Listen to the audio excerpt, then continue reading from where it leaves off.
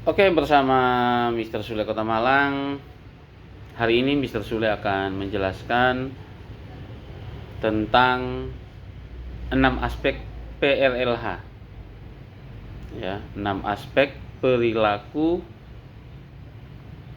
ramah lingkungan hidup. 6 aspek PLLH ini tentunya berdasarkan Peraturan Menteri Nomor 52 tahun 2019 tentang GPBLHS, Gerakan Peduli dan Berbudaya Lingkungan Hidup di Sekolah, ya. Nah, teman-teman, banyak yang sering bertanya kepada saya, baik melalui telepon, melalui WhatsApp, dan di berbagai event pertemuan, workshop atau seminar, ya. Banyak yang menyampaikan, Mr. Sule, 6 aspek PLH itu kira-kira mana yang kita dahulukan gitu, kegiatannya seperti apa, karena kadang-kadang kami di sekolah kami itu sudah melakukan dengan baik, dengan terstruktur, sistematis, tetapi kadang-kadang belum lolos juga seperti itu, lolos ke jenjang sekolah adiwiyata berikutnya. Nah, ini teman-teman, saya hanya berbagi tips untuk pengalaman yang saya lakukan selama ini di sekolah kami.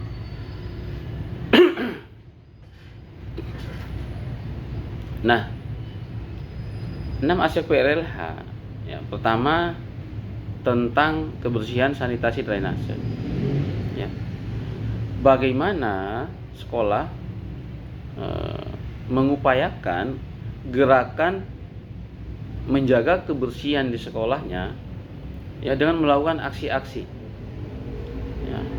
Nah, karena di kebersihan sanitasi drainase ini memang lokusnya atau titik fokusnya adalah bagaimana kebersihan di setiap sudut sekolah, halaman sekolah, ruang kelas, kemudian toilet, kamar mandi siswa, kamar mandi guru, ya, kamar mandi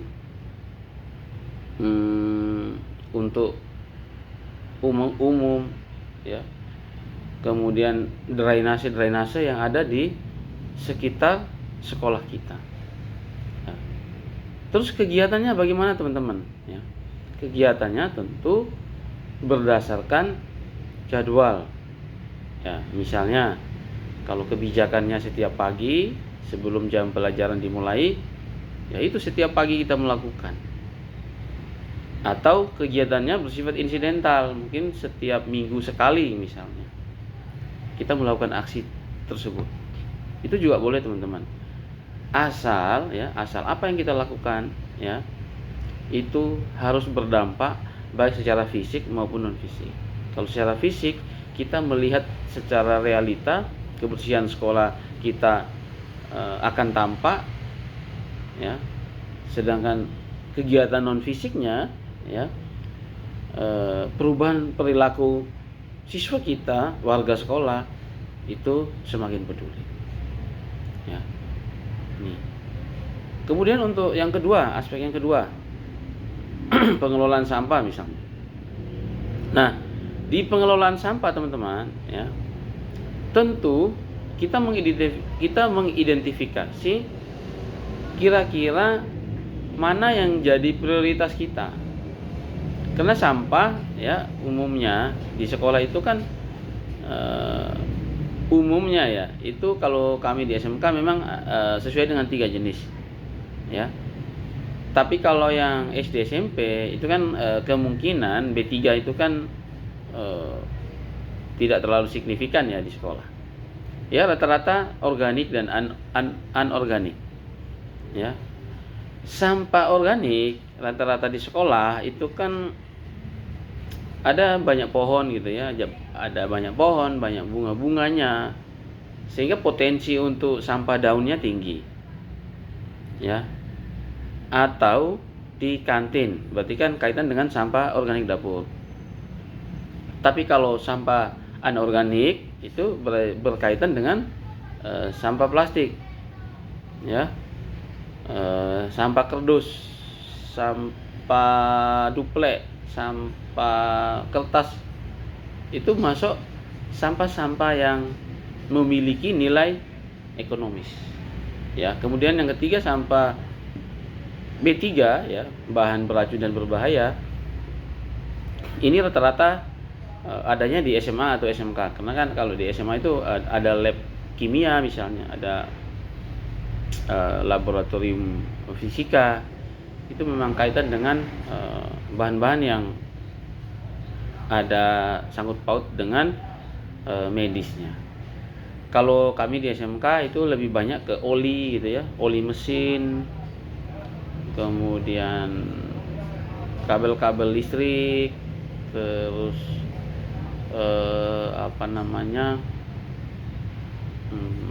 serpihan besi. Jadi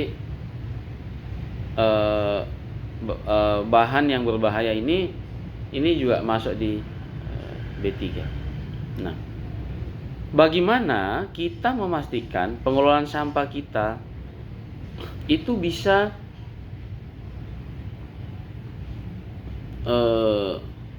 terlaksana dengan baik, teman-teman. Ya. Nah, kita perlu melihat prioritas kita di sekolah. Kalau memang kita menggunakan strategi, kita ingin menyelesaikan sampah organik dari dedaunan kering misalnya. Kalau memang itu jadi prioritas, silakan teman-teman. Teman-teman bisa membuat siklus pengolahan sampah yang baik. Sederhana kok buat siklus pengolahan sampah itu. Ya, misalnya sampah dari dedaunan kering, ya, kemudian atau sampah organik dapur, ya,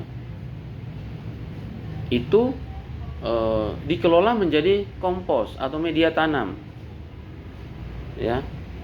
Nah, bagaimana kita menggerakkan semua stakeholder yang ada di sekolah, ya, tentunya dengan timnya, ya, dengan tim adiwiyatanya, itu memastikan sampah dedaunan kering bisa digunakan untuk composting atau media tanam,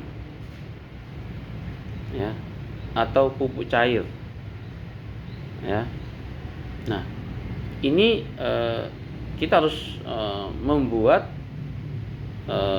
gerakan ini sehingga sampah dedaunan yang ada di sekolah itu bisa terkendali dengan baik. Dan ingat teman-teman, harus berkelanjutan, ya. Jangan buat kegiatan sekali habis itu hilang, nunggu tahun berikutnya. Bukan seperti itu teman-teman, ya. Kalau bisa buat siklus yang sederhana tetapi berkelanjutan, berjalan, ya. Misalnya di kami itu sampah dedaunan cukup besar, cukup banyak, ya, cukup banyak. Kemudian kami masukin di komposter, ya. Komposter kami kurang lebih ada 30-an, ya, komposter yang memang itu rutin kami masukkan sampah dedaunan di dalam komposter itu. Kemudian dari komposter kami setelah sudah ada proses pembusukan, ya, sudah mulai lunak, ya, sudah mau sudah mau menjadi kompos. Nah, di situ kami mengayak dulu, kemudian kami campur dengan, karena kami rata-rata kami gunakan untuk media tanam, ya, maka kami campur dengan tanah katel dan kotoran kambing, ya, tentunya dengan sesuai kebutuhannya. Jadi alhamdulillah kami bisa menciptakan, kami memiliki produk media tanam dari sampah dedaunan kering. Dan sampah-sampah tersebut selain kami menggunakan untuk menyuplai tanaman-tanaman yang ada di sekolah, selain itu kami juga menjualnya, teman-teman, ya. Ada beberapa sosmed yang sudah saya posting, ya, baik di Mr. Sule maupun di Adiwiyata gitu, ya. Itu kami menjualnya di Malang Raya dan beberapa kabupaten terdekat di area sekolah, yaitu ada yang di Pasuruan, kemudian Kota Batu, ya, Kabupaten Malang. Ini sudah kami suplai dan banyak masyarakat yang membeli media tanam kami. Itu teman-teman ya. Kalau yang sampah anorganik ya tentunya kita bisa menggunakan strategi ya manajemen pengelolaan bank sampah sekolah. Itu bisa. Ya, dan teman-teman kalau untuk wilayah Malang Raya boleh bermitra dengan kami, boleh menjadi nasabah kami ya.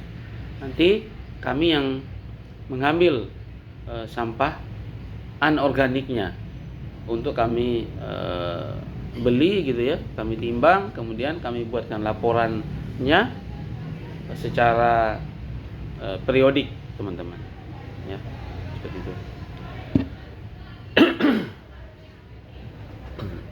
Kemudian yang ketiga teman-teman, konservasi energi ya. Perlu teman-teman ingat bahwa bagaimana gerakan kita untuk di isu konservasi energi ini, itu kita bagaimana mengupayakan anak didik kita, warga sekolah itu peduli terhadap penghematan energi sebenarnya teman-teman ya.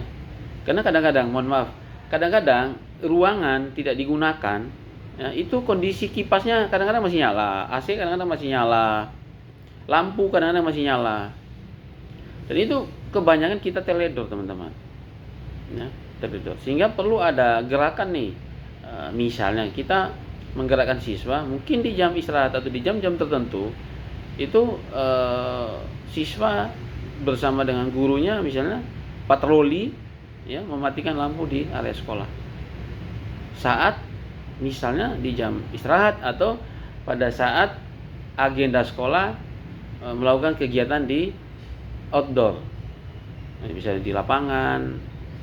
Nah, ini yang harus kita prioritaskan teman-teman untuk bagaimana menghemat energi. Nah, tetapi teman-teman, kita perlu tahu juga nih ya, bagaimana kita memastikan energi di sekolah itu bisa berkurang, baik dari sisi pembayarannya maupun dari sisi penggunaannya ya, KWH-nya teman-teman ya. Jadi kita tentu menghitung dulu ya, kalau di konservasi energi dan pengolahan sampah mestinya kita harus punya data nih, data before after ya. Jadi before itu sampah kita itu berapa kilo nih per hari, kemudian kita melakukan melakukan kebijakan baru ya, membuat kebijakan baru untuk melakukan aksi. Kemudian yang konservasi energi juga sama, kita harus menghitung nih lama penggunaan, kemudian KWH-nya berapa masing-masing alat elektroniknya itu ya. Kemudian nanti kita bisa tahu nih penggunaan KWH kita yang ada di sekolah.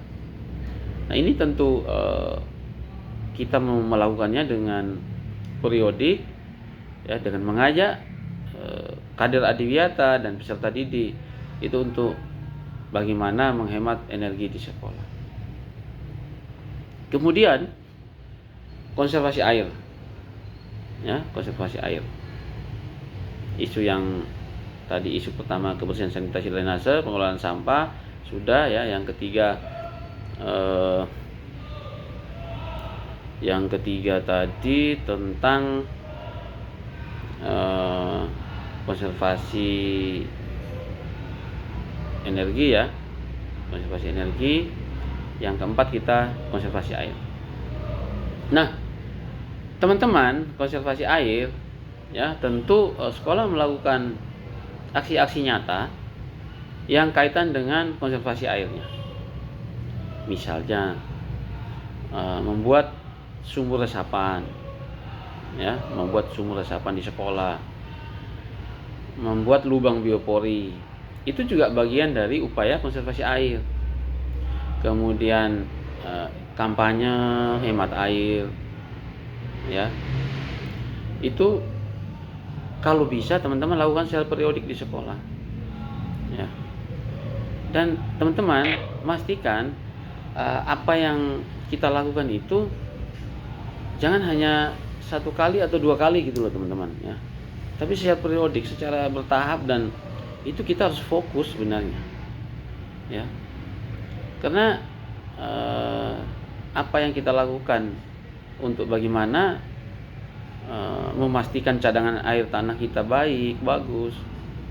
Ya, salah satu caranya ya kita edukasi anak-anak untuk peduli. Ya, jangan kerannya ketika setelah buka keran buat cuci tangan misalnya, kemudian lupa kerannya terus terbuka dan airnya terus mengalir. Ini pemborosan air yang luar biasa. Ya, dan sangat fatal sebenarnya teman-teman kalau kita terus biarkan sehingga cadangan air tanah kita kan. Ya. Dan hari ini teman-teman tahu bahwa debit air kita khusus di Kota Malang itu rata-rata sudah tercemar karena maraknya pembangunan terus gencar gitu ya. Kemudian alih fungsi lahan, alih fungsi hutan menjadi hutan produktif, akhirnya mempengaruhi debit air kita menurun. Sehingga jalan yang terbaik adalah bagaimana kita menghemat air dengan gerakan-gerakan mengajak anak-anak ya mengkampanyekan hemat air di sekolah. Ya. Sumur resapan bisa jadi prioritas, biopori bisa jadi prioritas kita, sehingga anak-anak kita peduli terhadap konservasi air ini. Ya, itu teman-teman.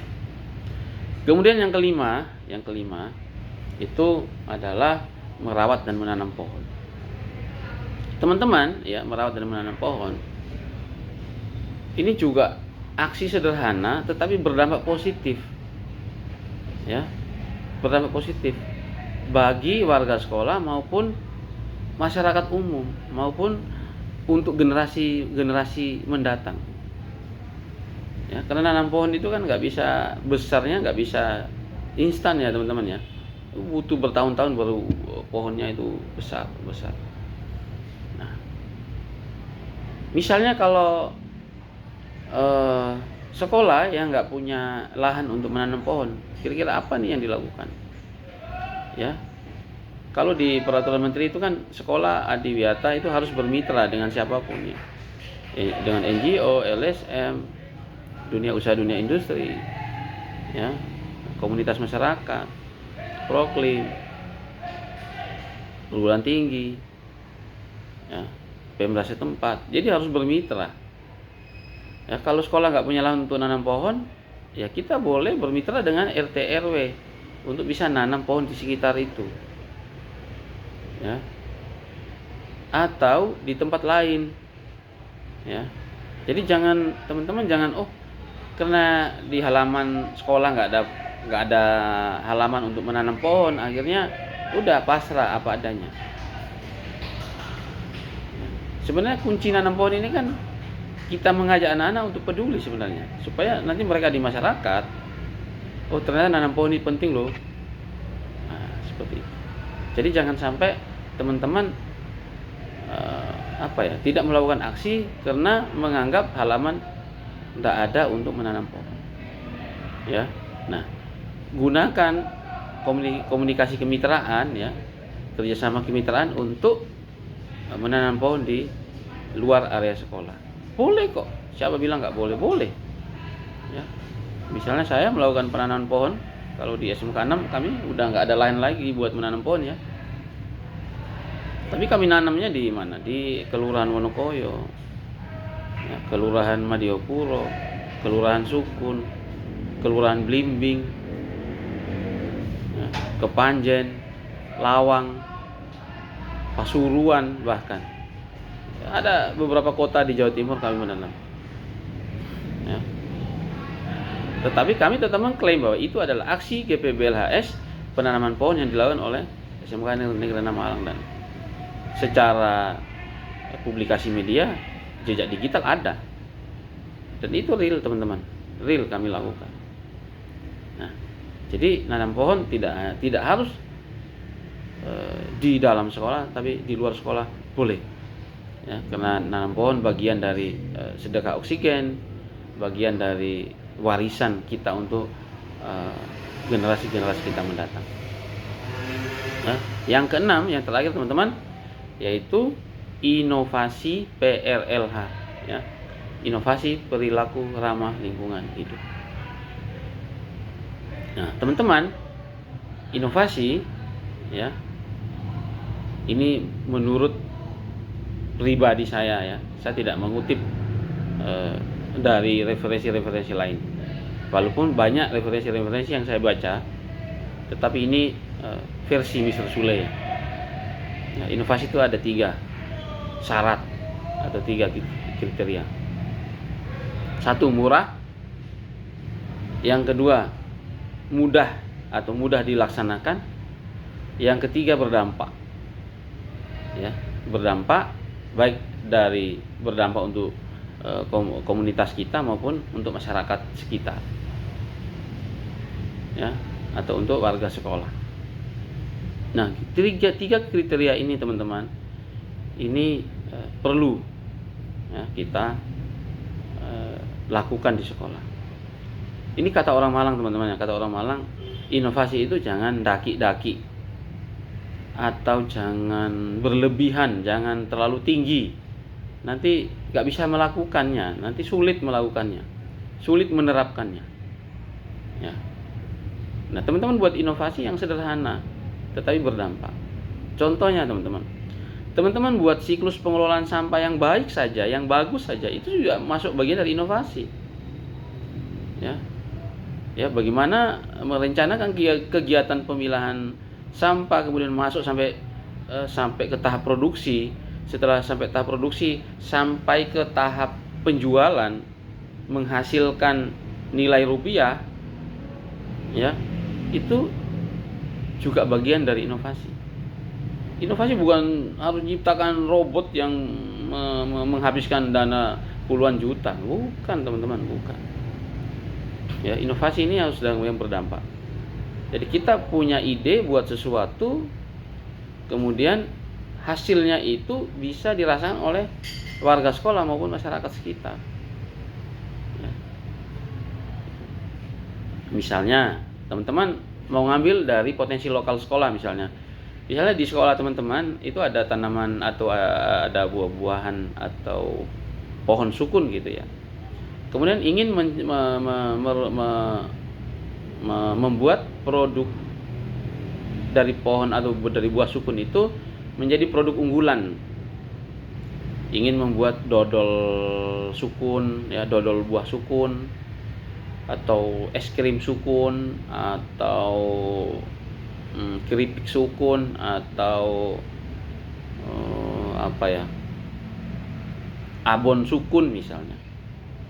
Ya, ingin membuat itu sehingga menjadi produk unggulan.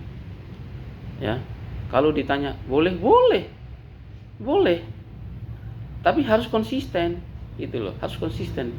Jangan hanya buat produk itu sekali, kemudian hanya dibuat pameran saja, hanya dibuat prototipe saja, hanya dibuat pajangan saja. Percuma juga teman-teman. Teman-teman harus kalau membuat inovasi itu secara periodik dan harus berdampak. Kalau ingin menciptakan, misalnya ingin membuat produk keripik sukun, ya oke, bisa kerjasama dengan wali murid, dengan pihak ketiga untuk bagaimana memproduksi itu sebagai made in, ya, sekolah Bapak Ibu, ya, sekolah teman-teman. Kemudian bisa didaftarkan di marketplace, bisa dijual secara online, bisa dijual secara offline kalau kegiatan sekolah, ya, bisa dijual di UMKM terdekat sekolah teman-teman, ya, sehingga benar-benar menciptakan produk unggulan yang berdampak kepada masyarakat, ya, masyarakat bisa menikmati, ya. Kemudian sekolah tentu mendapatkan nilai ekonominya, ya. Kalau untuk siswa, ya, kader adiwiyata mendapatkan pengetahuan kewirausahaan. Akhirnya mereka tahu bagaimana cara produksinya, cara penjualannya, seperti itu. Ya, ini yang saya highlight dari 6 aspek PRLH. Ya, ini sesuai dengan Peraturan Menteri Nomor 52 ya. Peraturan Menteri LH Nomor 52 tahun 2019. Ya. Itu teman-teman ya. Tentu ada tambahan lagi untuk semua kegiatannya itu harus terdokumentasi dengan baik. Dan jangan lupa dipublikasikan di media sosial Bapak Ibu, di media sosial sekolah. Ya, harus diupdate terus kegiatan-kegiatan aksi-aksi lingkungan yang dilakukan di sekolah teman-teman, itu harus diupload di sosial media, baik Instagram, Facebook, YouTube, silahkan. Ya, karena jejak digital itu penting teman-teman ya. Kemudian libatkan anak-anak, libatkan siswa untuk mereka membuat kampanye-kampanye lingkungan, yang aksi-aksi lingkungan yang mereka lakukan dari 6 aspek ini ya. Masing-masing aspek itu mereka bisa buat live report gitu ya, video pendek live report aksi kegiatan mereka, dan dapat dipublish ke media sosial sekolah. Karena dengan mereka lah Indonesia emas tahun 2045 bisa tercapai, yaitu generasi emas yang peduli terhadap lingkungan. Oke, itu adalah penjelasan dari Mr. Sule berdasarkan pengalaman-pengalaman selama ini di bidang adiwiyata. Jangan lupa like, share, dan komen video ini. Apabila ingin ditanyakan bisa tulis di kolom komentar. Nantikan video adiwiyata selanjutnya.